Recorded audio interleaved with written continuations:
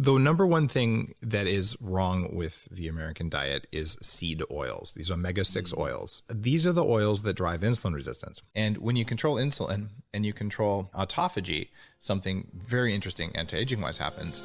And it's that...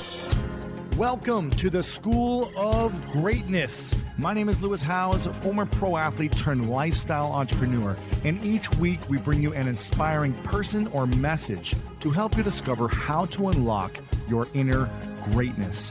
Thanks for spending some time with me today. Now let the class begin.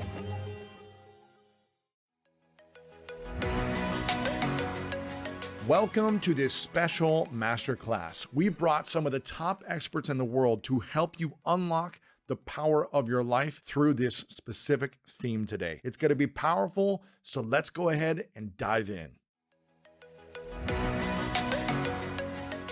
What do you think is the worst food to eat before you start fasting?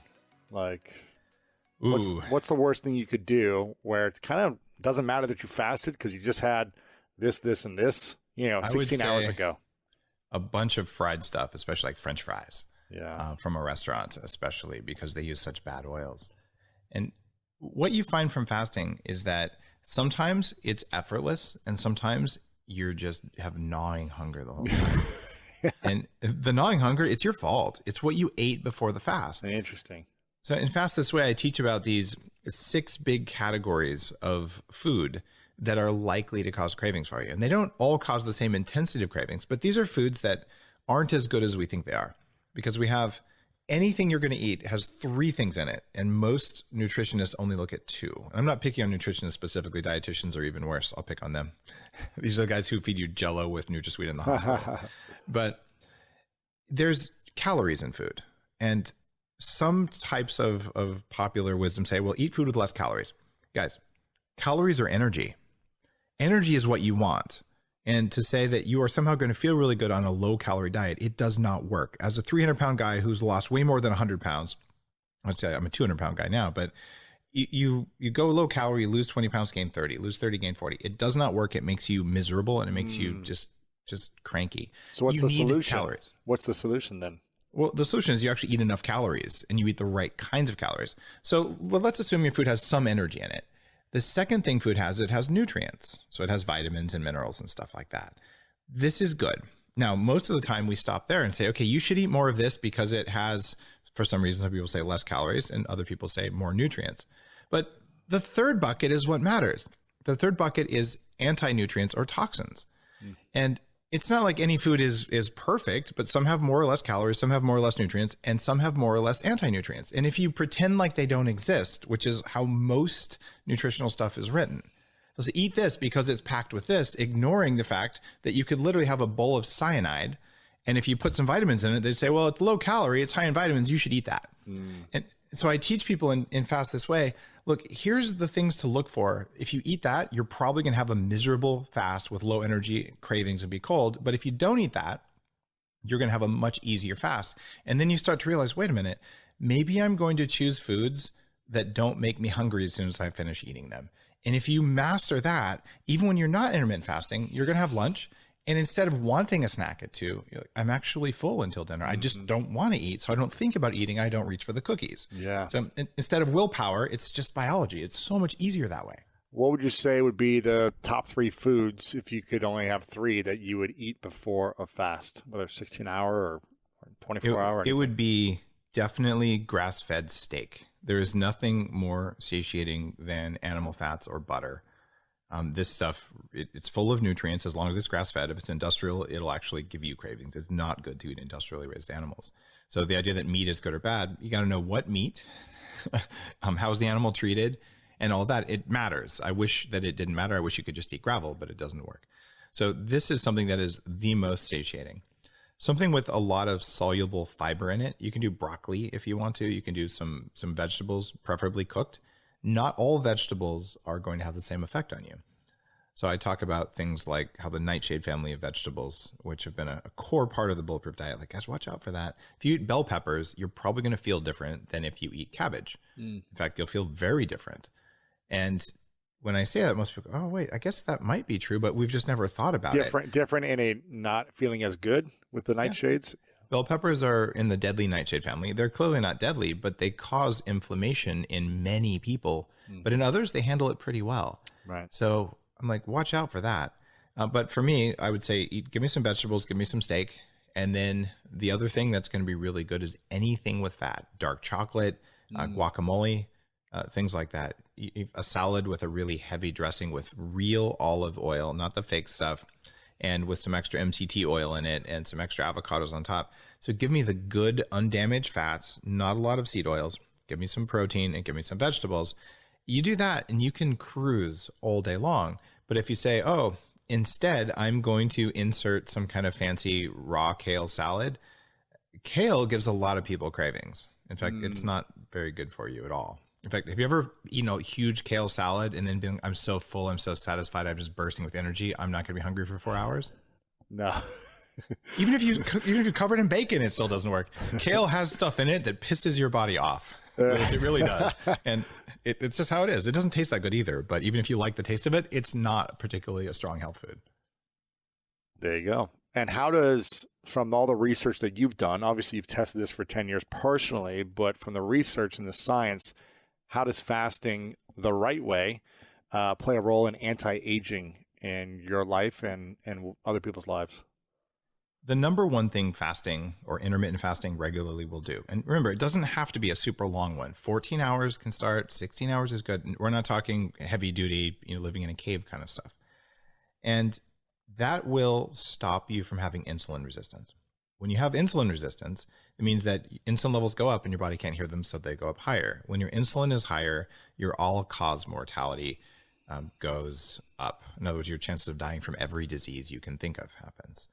What insulin resistance means is that when there's energy in your body, your cells are weak enough that they can't make good use of the energy. And fasting fixes that problem. When sugar goes up in the body, it forms something called advanced glycation end products. It basically cooks your tissues the way onions brown in a pan. And we know this from 30 years of anti-aging research about the effect of excess insulin and sugar in the body. Fasting will fix that. But on top of it, there's something called autophagy, which is a core part of the recommendations I make, which is do whatever it takes to cause your body to turn its protein digestion mechanisms back on you. Because if it's not busy eating steak and eggs or tofu, if that's what you're into, it'll turn around and go, oh, there's some extra debris, some junk inside the cells, outside the cells. I can clean that up. And if you go a little bit longer, it says, you know what? I've got enough extra enzyme activity here. I think I will take out the weak mitochondria, these little power plant generators. I'll take out the weak ones and replace them with young, strong ones. And you start upgrading yourself internally because the stuff that would have gone into digesting the food you eat every 2 hours, because that's what someone told you to do in the 70s. Instead of doing that, you're eating the stuff in your body that makes you old. And when you control insulin and you control autophagy, something very interesting anti-aging wise happens. And it's that you actually have younger and more abundant stem cells in your body. So intermittent fasting is proven to increase stem cells, increases testosterone, human growth hormone, and a huge swath of anti-aging substances in the body. And it's free. Yeah. It costs less than eating breakfast. And what's some of the new research about stem cells or the new developments that have excited you that everyone should know about? Well, I've been pretty public about doing a lot of stem cells. I've had my bone marrow taken out twice. And you've been trying to convince me to do this for a while. I've been considering it. I still need to consider more. It'll change your life. Anyone with old injuries like that, I have just no bodily pain. And you get younger, and there's really intriguing new research about stem cells making brains work better, especially if you've had a traumatic brain injury, which I have had. And so you just get younger. And I can't tell you that it was stem cells alone that did this. I live, a bulletproof life and all that. But I recently measured my brain's response time. This is an automatic response time. How quickly does the brain respond when a light or a sound comes on? So this isn't a conscious thing. And my response time is the average response time for a 20-year-old. The response time goes down goes up with age. So you get slower and slower as you age. So I have a 20-year-old's ability to respond to the environment around me, which is pretty remarkable. And I truly think that the stem cells helped with that. Wow. There's also things like arterial flexibility, where I have the average flexible arteries of a 24-year-old when you just compare, and I'm twice as old as that, Louis. So something is working. I think stem cells are a core part of the anti-aging thing. What's happening now, though, is we're able to pull things that are like stem cells out of the blood instead of out of the marrow. And that's a lot less painful. And then I'm more open to that than the sucking out of my bones. Yeah, it's spinning it up. You're asleep when you're actually. I was awake one time when they did it. I was asleep the second time. So wait, what's this new blood drawing stem cell that you're talking about? It's still getting regulatory approval, but it's called very small stem-like cells. But I'll show you the video sometime, and that I'm laying on the table, and the doctor has this thing, and he hammers it with a hammer. Oh no, I can't! And it goes. Oh man! Every time I see that video, it's like it's the worst thing ever. Man, yeah, you go through a lot of pain to have, less pain for the rest of your life. It's really weird, Lewis. It's almost like hunger. Like you can look at something as pain or just weird. And when I really dug into it, like there's the strangest feeling in my skeleton, but it wasn't pain. It was just so outside the universe of anything you would ever or should ever feel that your body could say it's pain, or it could just be like, that's different. That's weird. Yeah. So I can say I've been through much more painful things than that. But the idea that we could have younger and more stem cells by skipping breakfast is a little bit less money and time than that. And that's why I think it's such an important practice. And what's this blood stem cell process then? It's not available yet, but have you tested it? What have you There's a very few doctors who are offering it today. And I think it's in a bit of a gray zone from a regulatory perspective. So have you tried it? Very small stem-like cells. Of course I've tried it. How do you feel about it? Well, I think it's hard to say to compare A versus B. There's a lot more studies on getting stem cells from your fat or your marrow. There's also people getting stem cells from like placental cords and umbilical cords, or from placentas and umbilical cords. Right. I have mixed feelings about that, because if you're getting stem cells from 8 different people, I'm like, how tested was that? And that makes all of my friends who do stem cells that way irritated that I would question it. Maybe it's perfectly good. I know a lot of people do it and love it. I just, in my mind, I'm like, what, do we test for every little virus and every little bacteria? And I kind of like the idea of growing my own stem cells, but that's not legal in the US anymore. It was for a while, and that was the most effective. That's crazy. It's coming down. We're at like year 1 of an evolution that's happening, kind of like cell phones. The first cell phone, some guy in LA in his Mercedes 300D convertible, the whole trunk is his cell phone. Yeah, exactly. Right? And it was like, $25 a minute. But with stem cells, it's come down in price a lot. The efficacy is way higher, and it's getting better. It works better and better every year, but it still takes a doctor a lot of time to get the needles in all the right places and understand your joints.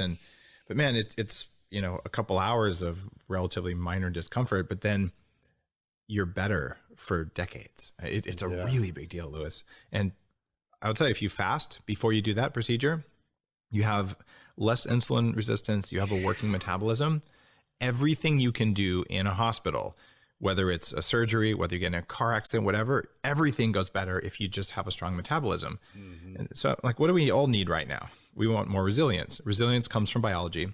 The people who are best at taking fat or sugar plus air, combining them and getting abundant energy, those are the people who live the longest, have the best life. They have more opportunity for greatness because they simply have more electrons bouncing around in their heads to do stuff with. And it could power your immune system. It could power whatever you're doing in the world. But that's the core of everything I've ever done with Bulletproof, with all the content. How do you make yourself better at making energy? And it turns out sometimes not eating is part of the equation. Yeah. And I'm curious, everyone swears by the lifestyle / diet that they live by, that works for them. People who are vegan swear by it, and the ones who are super healthy have lots of energy. The ones who are vegetarian. I feel like vegans just swear. They don't even swear by their diet. Is that just me? Who knows? Yeah, I mean, they swear by lots of things. Sorry, vegans. I'm just teasing you guys. The vegetarian diet, people who live a vegetarian lifestyle for a long time say that this is the best for them. People who are carnivore diets say it's the best for them. Keto. Is there worst type of diet, even though some of these things might work extremely well for particular body types? What is the worst type of diet is the standard American diet. And there's 3 things in it that are just horribly destructive. Sugar? The first one is what? Sugar? Sugar's there, but I don't think it's as destructive as the other 2. Okay. So I'll give them an order from the worst to the best of the worst, right? So the number one thing that is wrong with the American diet is seed oils. These omega-6 oils. And canola, corn, soybean, safflower, sunflower, all the stuff that's in everything at the restaurant and most packaged foods at the grocery store, unless you buy from the right company. It's full of these oils. These are the oils that drive insulin resistance. Your body takes these oils, and they're all plant-based oils, and it says, I'm going to try to construct the outer layer of my mitochondria and my cells, these little batteries, but I have the wrong ingredients. So I'm going to make subpar batteries. Like if you go to the knockoff store and you buy the cheap batteries and they last a third as long as the good ones. That's what happens when you eat a lot of seed oils. Americans have about 40 times more of that oil in their systems than they should, and it gets built into your tissues. Eek. And that makes you weak. It is just not good. Seed oils. Seed oils are bad. Second thing is industrially raised meat. It's full of xenoestrogens. These are estrogens that make animals fat on 1/3 less calories than normal. It's also full of antibiotics, and it's destroying the soil of the planet right now. Yeah. It also is depleting farmland when we take and we grow corn and soy and grain, and we don't actually put the animal poop back into the soil the way we do on my farm. What we're doing is we're sucking all the nutrients out of the soil, and we're creating a very, very big catastrophe. 60 years from now, we'll be out of topsoil because we stopped having animals walk around and poop on it the way it works when you're doing a regenerative agriculture kind of thing. But worst of all, you eat industrial animals, they're also full of cortisol. And so you do this, they mess up your gut bacteria, and they're full of glyphosate because it was on the feed. And glyphosate disrupts your gut bacteria, your nervous system activity, and is tied to cancer. So we're getting bad oils. Oh, and those animals, because they ate corn and soy, they're full of bad oils too. So now you're like, man, the steak tasted good, and I had that nice salad dressing that came out of a bottle that was full of crap oils, and you think you're being healthy. But you're completely wrecking things. And this is some of the stuff that I did when I was heavy, right? And then the third thing would be sugar, right? If you have a ton of sugar, it's directly harmful. If you do the stuff I'm talking about, you can probably have a few grams of sugar and you won't notice. Like your body can handle it just fine. So sugar is not good for you, and it is addictive, but it is way better to eat sugar than it is to eat corn oil. But don't eat either one. Don't eat either one, yeah. Have sugar every once in a while. Yeah. But don't eat oil and... Yeah. Like if someone said, here's a birthday cake, it's gluten-free, I don't do gluten. And they said, I made it with canola oil, I'd just be like, no. Right. But if they said I made it with sugar and butter, I'd be like, all right, I'm going to have some. And it's that big, the sugar. Okay. Your body can process that and it's gone. The other stuff, it sticks and it gets in there and you don't want to do it. So the worst diet of all is that one with lots of fried stuff and bad oils. But the second worst diet for people who think they're being healthy, Louis, this isn't going to be popular, but it is the vegan diet. Why is that? There's 2 things. Okay. I was a devout raw vegan. Okay. I did this for more than a year. I mean, I have bowls as big as my head full of kale and blended and mashed and sprouted. And I mean, I'm good with rice and dates. Beans and everything. Yeah. Yeah. All that stuff. So what happens there is your body doesn't get the essential fats that it needs. We are not made out of plant oils. And I have in my books, I talk about the studies that show when you change the type of oil you eat, it changes what your body is made of. So when you go on a plant-based diet, you're getting 2 things. You're getting plant-based oils, which are not very compatible with you. Vegans will get mad at me and say, Dave, we can convert plant omega-3s to the good ones. Yes, it takes 45 grams of bad omega-3s to make 1 gram of the good ones if your body can do that, which it won't be able to do because you're on a plant-based diet. And then you get tons of these anti-nutrients from plants that cause cravings. When I was a raw vegan, I was always hungry. And I think that that's a very common occurrence. And I would say, well, that's weird. I'm going to put more coconut oil or eat more, fresh young Thai coconuts, all these things, avocados. It didn't matter. It's because plants don't want you to eat them, and they cover themselves in defense systems that cause cravings. So I talk about the 5 big categories of things that are causing problems with us right now. And many plants that are common on a plant-based diet are not very compatible with humans. Like, oh, they have these vitamins. Like, yeah, they also stick to the stuff that lines the cartilage in your joints and gives you joint pain. Or they inhibit your ability to absorb zinc and magnesium and iron and things like that. And so what happens is you tell yourself you're doing this to be nice to the animals, but what you're doing is you're making sure that the animals will go extinct, because if everyone was vegan, we'd have no animals.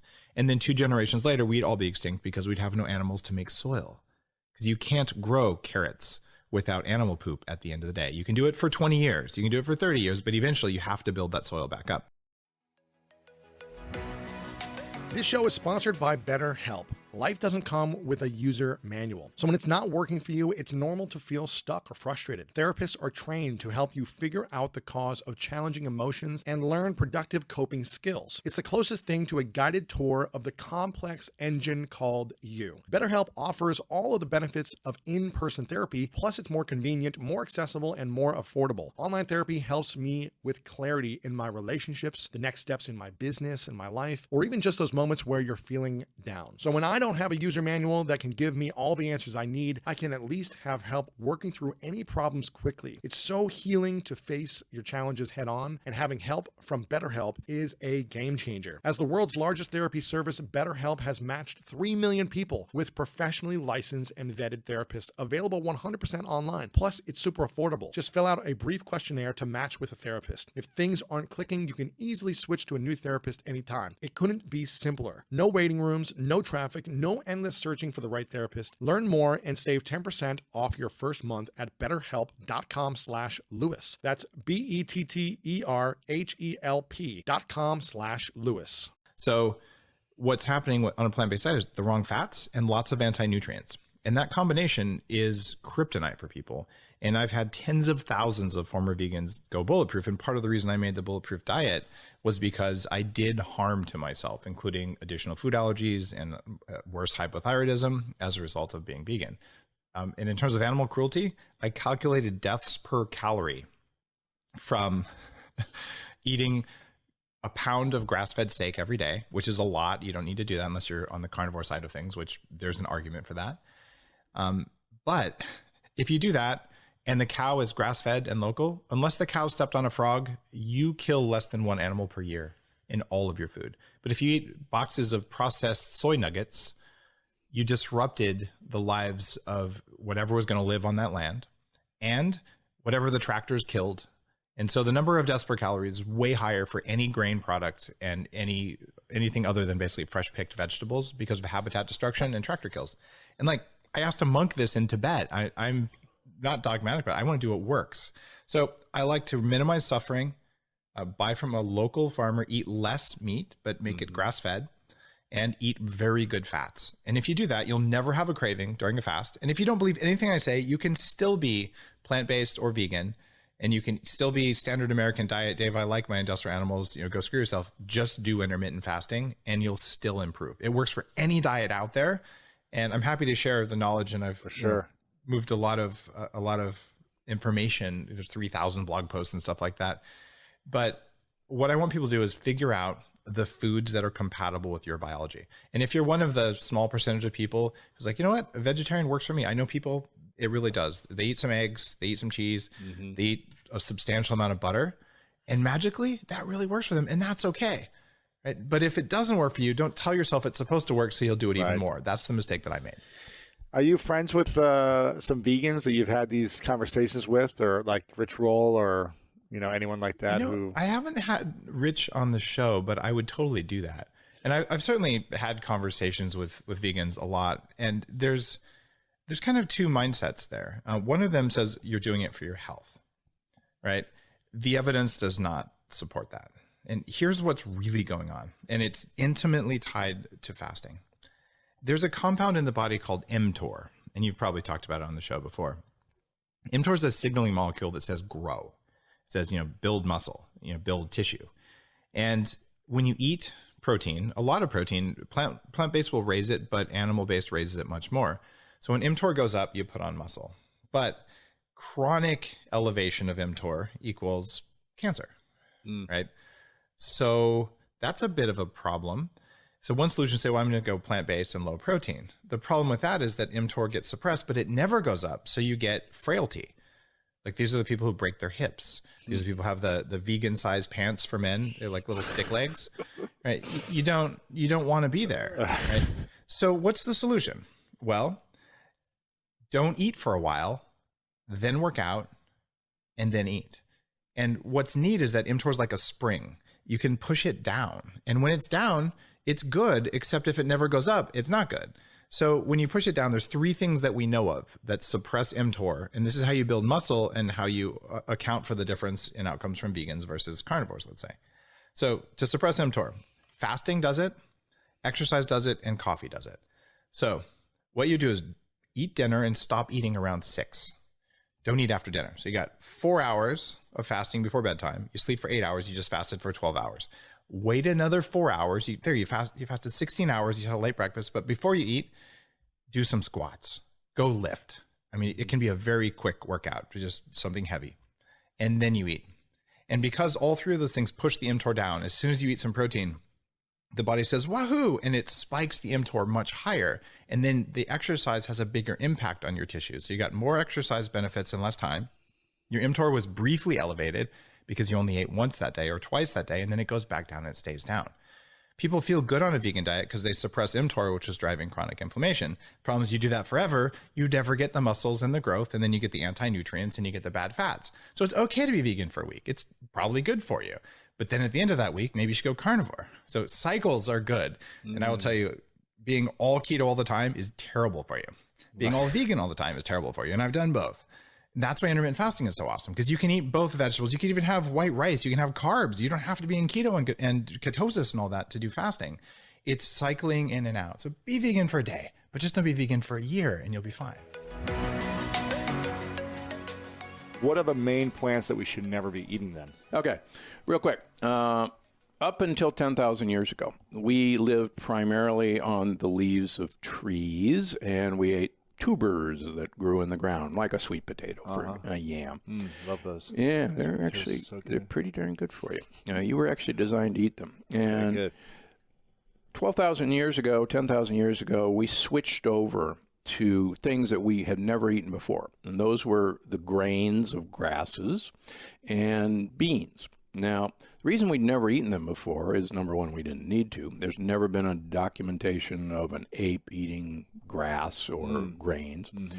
Beans are so lethal that 5 raw kidney beans will kill a human being in 5 minutes by coagulating their blood. What? 5 raw kidney beans. Raw kidney beans. In fact, you know, most people have heard of the poison ricin, the white powder you send to your elected official. Yeah. Lots on the way to Washington, but that's another subject. So ricin is the lectin of the castor bean, and we'll talk about lectins next. A lectin is the plant defense system. These are proteins that are designed to basically kill us in one way or another. Oh my gosh. And so ricin is so powerful that about 4 molecules of ricin will kill a human being instantaneously. There's a great study that was written up in one of the journals about a few years ago. They decided to have a healthy eating day in Boston. Yeah. And they served the kids beans. And because it's so healthy. Right. Part of the blue zone. Yes. And they had 30 or 40 admissions to the hospital with severe diarrhea, hypotension, and it turns out that it was all the fact that the beans were undercooked. And beans are a plant baby, and we're not supposed to eat those. And so no beans. No beans. 0 beans. Unless you use Pinto, a pressure. black beans. Pinto black. None of it. We shouldn't be eating it. Shouldn't be eating it. You weren't designed to eat it. You have no defense system. No matter how it's against cooked. it. If you pressure cook it, it's fine. Pressure cook it. What does that even mean? Put it in a pressure cooker. The modern pressure cooker is as easy as a rice cooker. Got it. It's one touch. It's not your grandmother's pressure cooker that blew up in the kitchen. And so then it's okay to eat. Yeah. So you can pressure cook beans. Now, the other thing, we weren't designed to eat grains. Now, just a quick question before you start there. How much of it can we eat? Does it matter once it's pressure cooked? Obviously, everything in moderation, but I mean, yeah. Well, like I was presenting, like 20 beans are going to kill me, or what? No, if you pressure cook them, they're fine. It's all good. Okay, yeah. cool. And we talk about how to do this in the plant paradox. Got it. Okay, cool. But my personal feeling is the only purpose of eating a bean is to get olive oil into my mouth, and we can talk about that as we go along. Okay. So grains, for instance, everybody heard about gluten. Yes. All right. So gluten is a lectin. And again, a lectin is a plant's defense system. It's a protein that actually is designed to act like incoming guided missile attacks on the inside wall of our gut. And these things actually pry open the lining of our gut and actually break through the border. Really? Yeah, they really do. And that's what causes eczema and causes breakouts. Yeah, exactly. Acne, brain fog, irritable bowel. This is actually all part of that process. Wow. And so it's fascinating to see people who either have come to see me or have even read the book and then write on Amazon, oh my gosh, I had this horrible eczema and now a month later it's all gone and all I did was, take grains and beans and nightshades away from my diet and everything got better. So that brings us to the second kind of group of things we shouldn't eat. All of us are not from the United States, America. We're actually from Europe, Asia, or Africa. Every one of us. Yeah. So, and even our Native Americans are actually not Native Americans. They're from Asia. Get over it. Right. So none of us were exposed to an American plant until 500 years ago when Columbus started trade. So getting to know a new plant, a new lectin in 500 years is speed dating in evolution. I just don't think it can be done. For instance, the Italians refused to eat tomatoes for 200 years after their native son Columbus brought them back because they knew how dangerous they were. They were part of the deadly nightshade family. Really? And when they started eating them, they always peeled and de-seeded their tomatoes because the peels and the seeds actually have the vast majority of the lectins. And it's interesting. Years ago, I did my fellowship in children's heart surgery in London, England, and I had a house officer from Italy, and he invited me up for pasta and tomato sauce. Yes. And so I brought, it'd be nice if I bought a couple cans of canned tomatoes, help out. Sure. And he looks at it, he says, why did you bring me this? We can't use this. So I said, what do you mean? It's canned tomatoes. He says, it's got peels and seeds. You can't make sauce with peels and seeds. He says, Mamma mia, what am I going to do with you? He says, you can't use peels and seeds. And I said, why? He says, they're deadly. And I said, really? And he says, yeah, everybody knows that.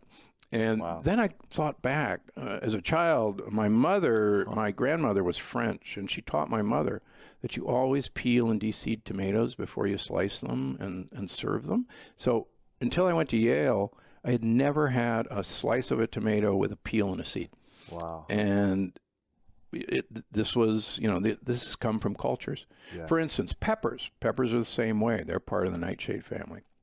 You'll never open a glass jar of Italian bell peppers and see peels and seeds because they're gone. And the most striking thing is the Southwest American Indians always peel and de-seed their peppers before they eat them. The Hatch chili roast will be happening in another month. And what do? They roast their chilies, peel the scarred off part, de-seed them, and then they eat them or they make them into chili powder. Right. And, you can prove this in your grocery store. Buy a can of green chilies, chopped green chilies, open it up. You won't see any peels and seeds because they're gone. So tomatoes and peppers, eggplant, potatoes. And potatoes, if you peel them and seed these things, you're safer, correct. But you can pressure cook them and they're fine. And they're okay. Yeah. Got it. Now, there's two American beans that everyone should stay away from. Peanuts are not a nut, they're a bean. So good, though.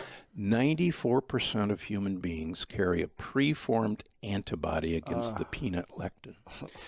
We can take rhesus monkeys, our cousins, give them peanut oil, and they will develop atherosclerosis, heart disease. Really? If we take the lectin out of the peanut oil and then give them the peanut oil, they will not develop heart disease. So if you get lectin-free peanut butter. There is no such thing. Dang it. Okay. So get almond butter instead. Yes. It's much So safer. no peanut butter. No, stay away from it. You should eliminate it really 100% from your Absolutely. system. We can take, and this has been done, men, feed them peanuts, take their bowel movements, feed them to rats, and you will grow cancerous cells in the rat colon because they've been exposed to the peanut lectin. Ugh. Yeah. Love peanut butter, though. Oh, So I can have as much almond butter as I want. And I went to medical school in Georgia. Jimmy Carter. Yeah. Peanuts are Peanut butter everything sandwiches, in Georgia. you know? Yeah. Nope. Sorry. So Don't do eliminate it. Gone. Say goodbye. This will help me live longer, have a happier, healthier body. And then system. I won't have to operate on you, Right. when you have coronary disease. And you'll go, what? gosh. I eat so healthy. I'm having my peanut butter. How many surgeries have you done? Oh, over 10,000. 10,000. Do you have is that what it is? The record? No, not Someone a said it was a record-setting heart surgeries. No? Yeah. No. How many heart surgeries? 10,000. 10,000. 10,000. Yeah, it's a lot of heart surgery. What's the cause of these heart diseases? So And it's the reason why you have to do so many of these. It's all in the plant paradox. So 17 years ago, I met a guy by the name of Big Ed, who was a 38-year-old guy who came to see me at Loma Linda because I'm one of these surgeons who will operate on anybody. Wow. Big Ed. Take the rib. Big Ed. 500-pounder? Big Ed, actually, when I met him, weighed 265 pounds. Wow. But he had such extensive coronary artery disease that you couldn't put stents in him. You couldn't do bypasses because there wasn't any place to land. And he was from Miami, and he'd been going around the country carrying his angiogram, the movie of his heart, his cardiac catheterization. And everybody's turning him down. And he finally, after about 6 months of this, comes to see me. And I'm looking at his angiogram, and I'm going, I don't like to turn people down, but everybody's right. We're not going to do you any good. And he said, well, wait a minute. Here's the deal, Doc. I've been on a diet for the last 6 months, and I've lost 45 pounds. Now, this is a 265-pounder sitting across from me. It looks like a biker, big gut. And he says, and I've gone to this health food store, and I've taken all these supplements. And he actually brought in this shopping bag full of supplements. He said, maybe I did something in here. And I'm going, yeah, all right. I'm kind of scratching my professor beard and saying, well, I know good for you for losing weight, but it's not going to do anything in here. And I know what you did with all those supplements. You made expensive urine. Right, and I really believe that. So he said, well, come on, it's been 6 months. I've come all this way. What would it hurt to get another angiogram, another cardiac catheterization? I said, okay. And so we get a new cath on him. And in 6 months' time, this guy cleans out 50% of the blockages in his heart. 50%. Gone. Pretty good. It's pretty darn good. It's unbelievable. Wow.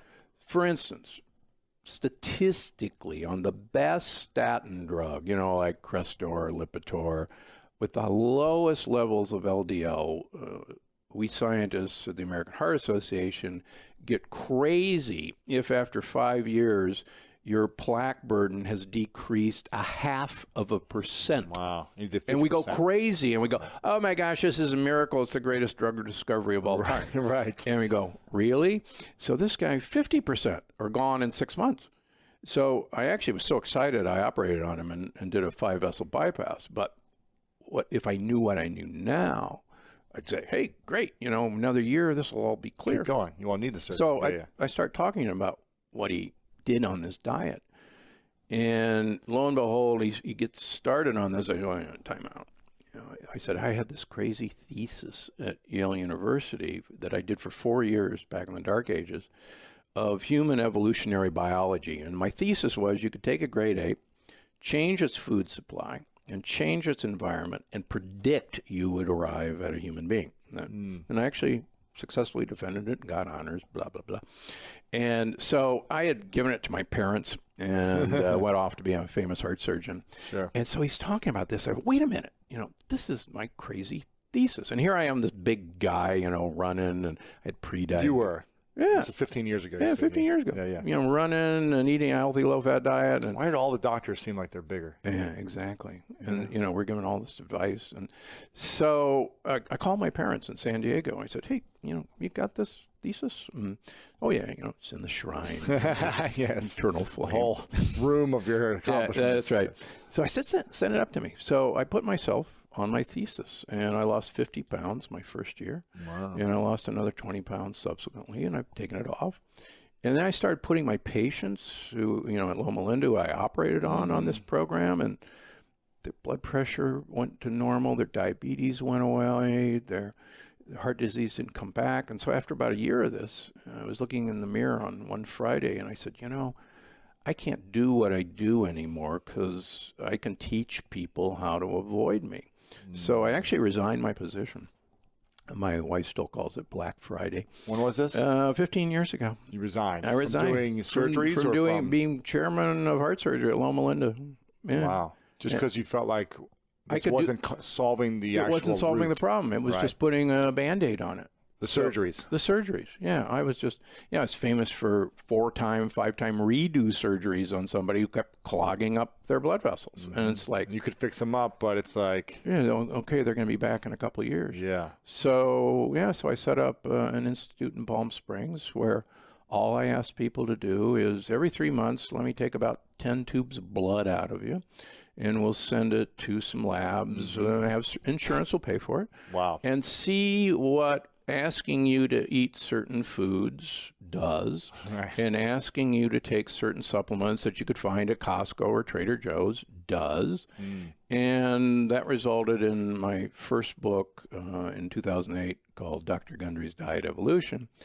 But then subsequently, I've seen about 50% of my practice is autoimmune disease. And people would come in and say, hey, what do you know about autoimmune disease? And I go, I don't know anything about autoimmune disease, but I'm a transplant immunologist, and that means how do I get the immune system of you to accept the heart of a pig, for instance.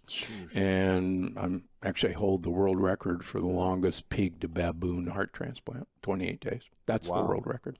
Wow. So I started manipulating the immune system by food. And sure enough, you've got an autoimmune disease. We can teach you to get rid of it by changing, primarily getting lectins out of your diet. That's it, huh? And changing your gut bugs to be basically friendly gut bugs.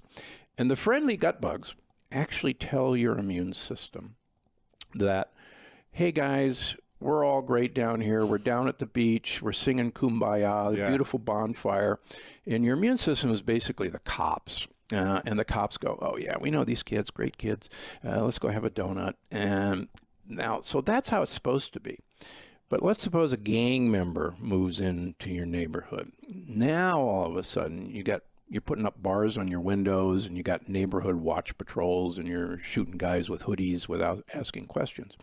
So what's happened to most of us, through some of the foods we eat, like all these wonderful snacks we're talking about, we've let these gang members loose. And the good guys actually can't eat simple sugars and these saturated fats. They want leaves and they want tubers. So they die off. They die off, exactly.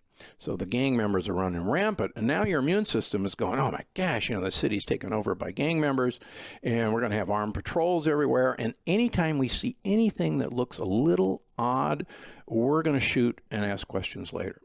And so what's happened to everybody with autoimmune disease is their immune system is just hyper on guard because it's no longer getting the messages from the good bugs.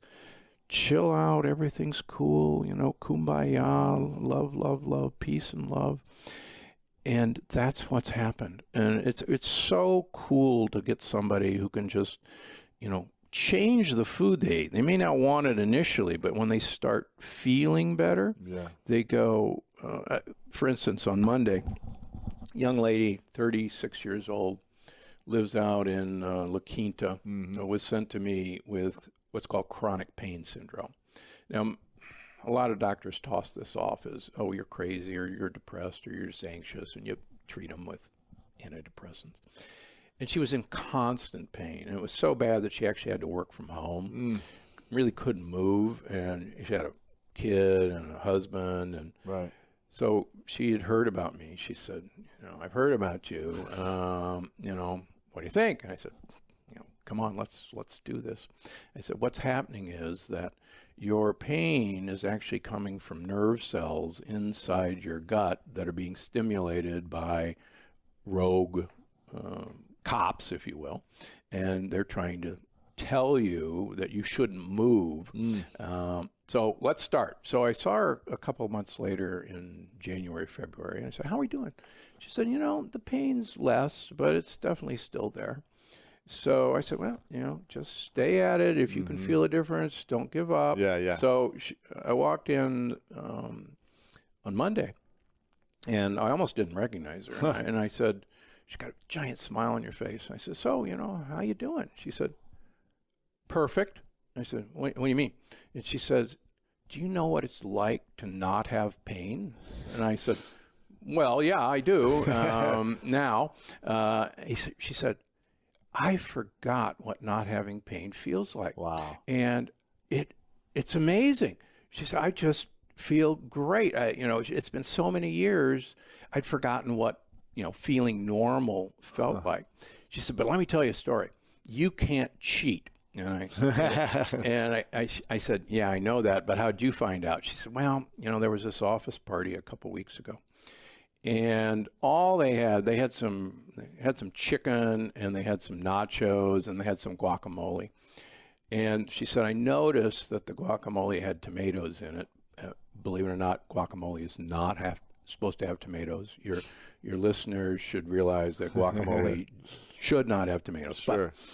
But she said, I figured, well, the safest thing to eat is to put some guacamole on my plate and have a piece of chicken because, I want to be nice. She said, I'll tell you, within an hour, my left elbow just started throbbing, and then my hands started freezing up. She said, I actually had to leave the party and go home. And she said, I had to lay down, and I couldn't get up for about 2 hours. And she said, and I was trying to be good. And she said, it's amazing that, this could do this. Wow. Yeah. This is crazy. Yeah. So you said you essentially we're doing heart surgeries, 10,000 of them, and said, I don't want to be offensive here. I'll make sure I'm saying the right thing, but you're now essentially a functional med doctor. Yeah, I don't in a sense, right? Correct. With all due respects to Mark Hyman, yes. Jeff Bland created functional medicine, and Jeff's a friend of mine. I don't know what functional medicine means. Right. What I do is restorative medicine. Great. All of us have the power to heal ourselves. Now, the guy who said this was Hippocrates, and Hippocrates, brilliant. He believed that any organism had the ability to have perfect health, and that every organism had the ability to achieve perfect health as long as the obstacles to perfect health were removed. And Hippocrates believed that the physician's job was to identify the obstacles for that organism having perfect health, the patient, and remove them from the patient. And the patient would do the rest. Yes. So what I try to do, I basically do detective work. And I think I'm pretty good at finding the obstacles. And many of those obstacles, believe it or not, are lectins. And the other obstacle is you got to get the gang members out of your gut by basically starving them to death and giving the good guys what they want to eat. Starving them of the lectins. Starving them of simple sugars. Yes. And lectins and saturated fats. Like, You remove those things. yeah, they have nothing to eat and they leave. For instance, I'll give you an example of something interesting. We actually have bacteria in our gut that enjoy eating gluten, a lectin. Really? Yeah, they love it. But if you go gluten-free, they leave because they got nothing to eat. Yes. And then a lot of people who go gluten-free and don't notice a whole lot of difference, or they just get frustrated and then they have a couple pieces of bread or pizza, and then all of a sudden their gut goes, oh, Well, it's because their bugs that could defend them against gluten are gone. And believe it or not, gluten is kind of a low-level lectin. There's far worse. The worst ones are in the hull of the grain. So, for instance, this whole grain goodness, this only started about 50 years ago. No such thing as whole grain goodness. No, we've gotten sicker and sicker and sicker because the outside of the hull has the lectins, and we've been throwing it away. I mean, really, the French, seriously, would they have a whole grain croissant or a whole grain baguette? Really?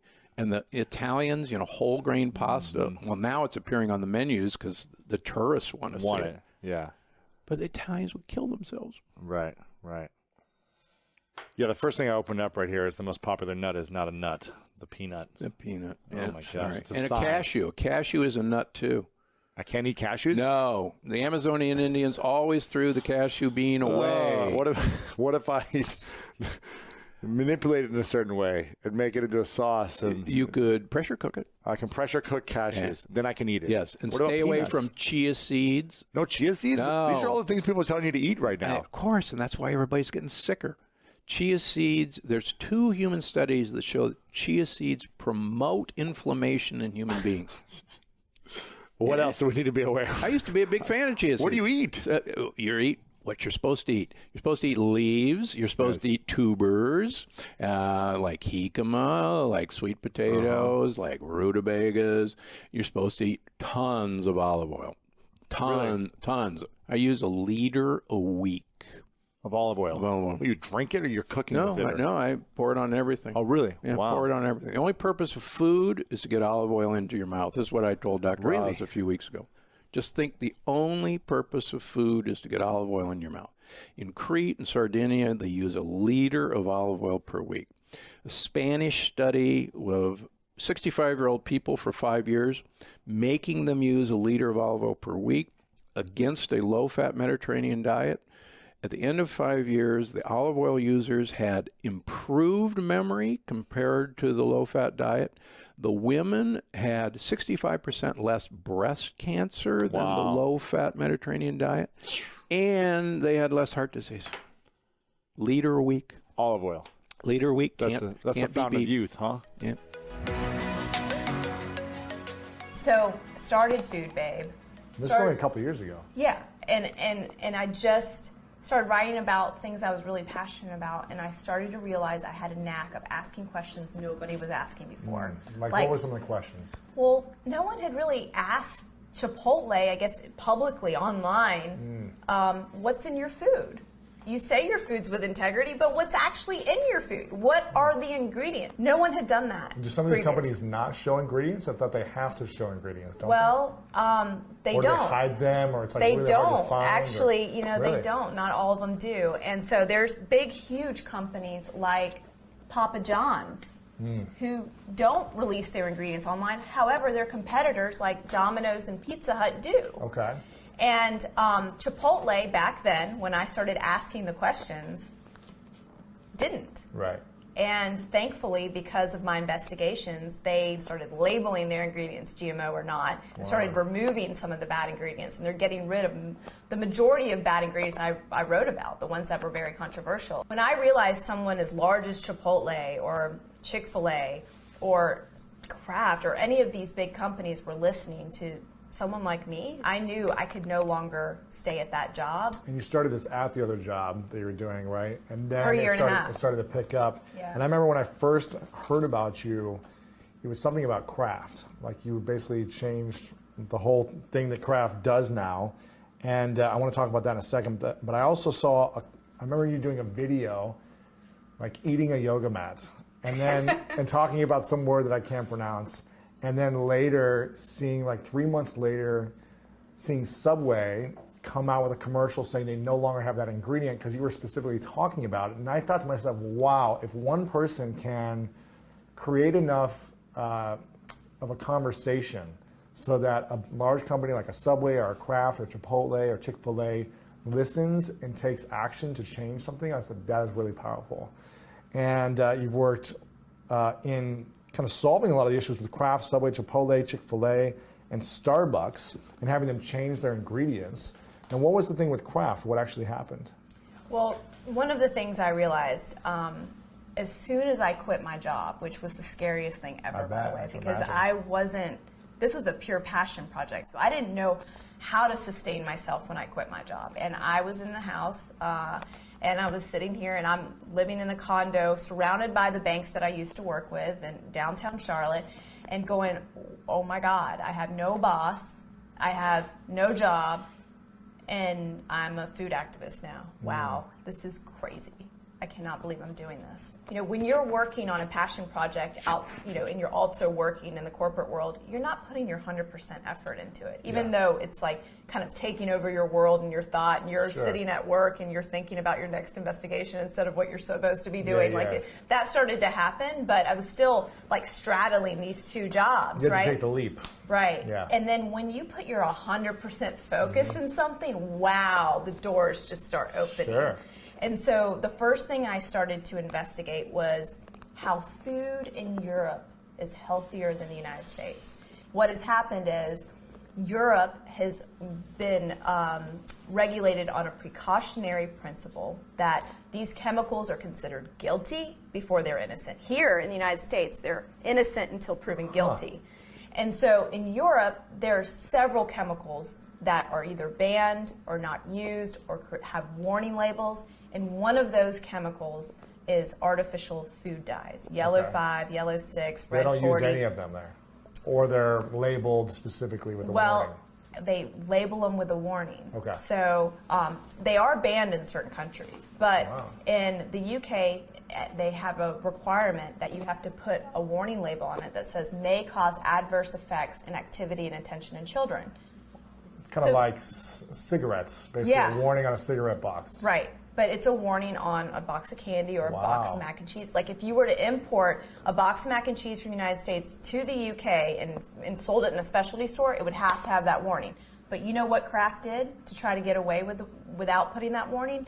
They reformulated their product without yellow 5 and yellow 6 and used real ingredients, paprika and beta carotene, for European citizens, but not for us. Why not? So they found out that there was this health issue, right, associated with especially children. Who's the biggest population of mac and cheese eaters in this country? Children. Yeah. And to say, you know what, instead of putting that warning label on the box, we're just going to reformulate for them, and we're not going to do it for all of these millions of people in the United States is immoral and unethical. So why did they do that? Because it's a lot more expensive to put the natural ingredients in, I'm assuming? And it is a little bit more cost, but in the long run, it's not that much. I mean, these corporations are making billions of dollars collectively. So it's really unfortunate that these companies have gone unregulated like this, and it's up for us consumers to hold them accountable. Sure, because if we keep buying, they'll keep selling it to us. That's right. Yeah. That's right. And so I started a petition and against Kraft. Yes, to remove these artificial food dyes. And I tell you, it was. So you weren't saying don't make mac and cheese anymore, don't sell us this. You were just saying take these specific ingredients out that other countries don't have in their foods. We should be able to eat junk food without the risk of hyperactivity or cancer, because some of these artificial food dyes are contaminated with carcinogens. You know, we should be able to have things without them harming us. And so I tell you, that period of time really changed me, because what I realized quickly, the petition got over 200,000 signatures in a week. Amazing. So you posted on your site or online with a petition, and people could sign online. On change.org. I actually used change.org back then, and they were an amazing partner. And they really helped carry the message, and they really helped guide me too. I'm like, what do you do? How do you do a petition? And how do you do all these things? And now actually I'm teaching some of those principles in this book. Like how do you start your own petition? Interesting. Okay. Yeah, there's an appendix in the back. Very cool. In the back of the book. But so what happened with these 200,000 names? Did you say, here Kraft, like, look at this, or what was the next step? Well, they continued to be really basically sending us PR to us, and actually the story of what happened when I went to go deliver those petitions to their headquarters is the first introduction chapter in this book. Wow. And it's it's gut-wrenching. Okay. I don't hold back on Okay. how I felt Right. when that was happening. Sure. And the really unfortunate thing with Kraft is that they weren't really willing to hear all of these consumers. Now this petition has close to 400,000 signatures still to this day. They're starting to slowly take out the artificial food dyes. They've taken it out for kids' products, and they've taken it out for their deluxe products, and I think they're going to eventually get rid of the rest. Sure. It's just going to take them some time. But, what's really the most critical point of that petition, what it taught me, is that there are thousands of people really being affected by these issues. Thousands of parents sent me letters. Their kids' asthma went away. Their kids' eczema went away. Their kids' activity improved at school. Their kids got off their ADHD medication. Their autism lessened, the symptoms of autism. I mean, personal letters from parents. I actually took those with me, printed them all out. It was a stack this big. Took them with me to Dr. Oz, the show, and waved them in the air on camera at Kraft. And what happened? Well, that's when I had to go deliver those letters and that petition. And when I was carrying those boxes of signatures, I mean, I really felt the weight of those parents and those children that have been affected by artificial food dyes. And it still remains a problem today, and a problem that I'm going to continue to fight for. Wow, that's incredible. What do you feel like has been the biggest challenge with all these companies that you've been addressing with the artificial ingredients or the ingredients that are healthy? What do you feel like has been the biggest challenge so far? Which company has been the biggest challenge to work with? Which, and which one has been the most enjoyable, I guess, if you could say that, to work with, or has been actually willing to listen to you and take your counsel and say, okay, we do want to make changes. What are some suggestions? So let's start with the positive. So a few years ago, there was something in my fridge that I had no idea what was in it. And it was a bottle of Newcastle beer. Everything else, I knew what was in it. But the Newcastle beer had no ingredient list, and I was like, well, why doesn't it have an ingredient list? And knowing what I knew about the food industry and how GMOs have infiltrated everything. What's GMO stand for, just so people know? A genetically modified organism. Okay. And have just been... Where scientists have created an ingredient to then go into the food. That's right. It's a new species of plant, basically. They've we injected. designed. That's right. It's not from nature. This is in a laboratory. They inject either DNA or insecticide or some other type of concoction and put it into a seed and then grow that as new. Amazing. Okay. So, and the problem isn't so much that technology. It's not even about that. It's about the fact that they're paired with an increase in pesticides. So the chemical companies who have developed those seeds are the same chemical companies selling the pesticides. Okay. So it's a pesticide issue. It's really not about... It's not about GMO. It's not about biotechnology. Okay. It's really about the pesticides. And the pesticides is what is really causing a huge environmental impact and the rise in cancer rates. If you look at the President's Cancer Panel, who independently looks at cancer rates, has said that 41% of us are destined to have cancer. Some of those reasons can be related back to these environmental toxins. With pesticides is one of them. So if it says GMO, does it mean it has pesticides attached to a GMO, or so the GMO, is the GMO bad, or is it just depend? It is creating new proteins that have never before existed. So it's different for your body to digest, and it may react. There are certain studies that show different things, and what's really concerning to me is that there's no mandatory safety testing on GMO crops in this country before they're introduced.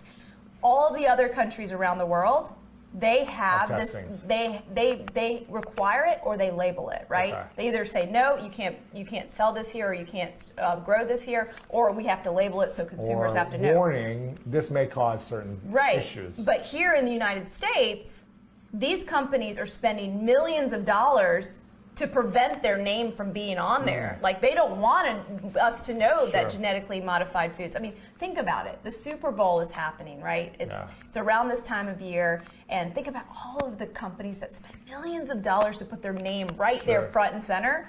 The biotech companies and the chemical companies are trying to take their name away from this. They're trying to hide this from us. So you've got to wonder, why are they trying to hide so much?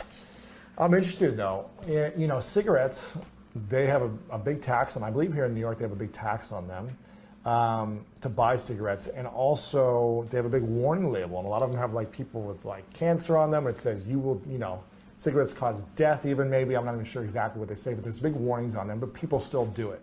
Do you think if those warnings were on our food labels in the U.S., that we would still eat it, just like people are addicted to cigarettes? Well, the GMO label is not even a warning label. It's just a transparency label, just to know what you're buying. I mean, it's like how you know that you're drinking orange juice from concentrate. We should know if our food's genetically engineered. And so when these same food companies did this in Europe, they're still selling food there. It's just labeled there, so consumers so you're more know. Educated. Yeah, absolutely. Okay, so it's not, you know, this is a smart business decision for companies, especially to give them this information. But I tell you, there's something funny going on if they want to hide it so bad. So that's your first kind of, when you start to investigate, you kind of wonder, well, what's going on here? And when you look deeper into some of the studies that have been done, they're very alarming and very concerning. And now we're seeing the main ingredient, Roundup, which has glyphosate in it,